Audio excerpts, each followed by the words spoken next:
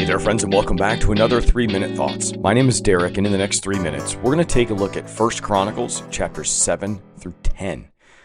All right, so 1 Chronicles chapter 7 is more about some of these tribal family trees. It keeps going with these genealogies, but it's going to focus on some tribes we didn't hear as much about earlier. Things like Issachar, Benjamin, Naphtali, Manasseh, that half-tribe, Ephraim, and Asher. It's going to highlight warriors and leaders, emphasizing the strength and growth of each individual tribe. There's even a touching little moment where Ephraim's family grieves after their sons are killed, showing that these genealogies aren't just lists, they carry real human stories of sorrow and rebuilding. Throughout these chapters, we find God's people being meant to be numerous, strong, and rooted in real, lived out experiences, not just names on a page. Then we move on to chapter 8, Benjamin's line and Saul's family. It's going to zoom in specifically within this chapter on the tribe of Benjamin. This chapter is going to lead us to the family of King Saul. It lists all of Saul's ancestors in detail, setting the stage for his role as Israel's first king.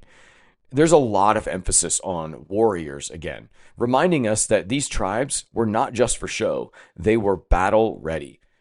God was preparing leaders like Saul from long before they stepped into the spotlight.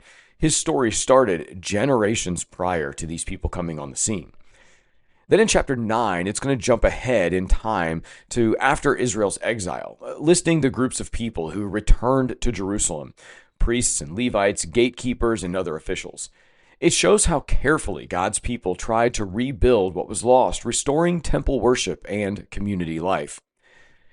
The chapter ends by circling back to Saul's family tree once again, keeping the thread connected. Even after failure and exile, God offers restoration.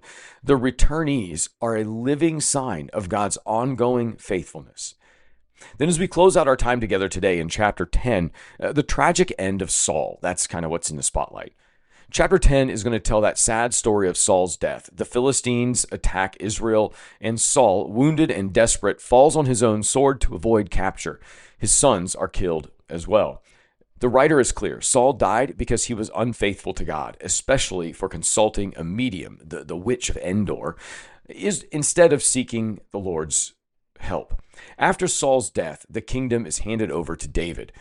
Leadership without obedience eventually crumbles. Saul's downfall clears the way for God's chosen king to rise up. That's it for today. Be well, friends.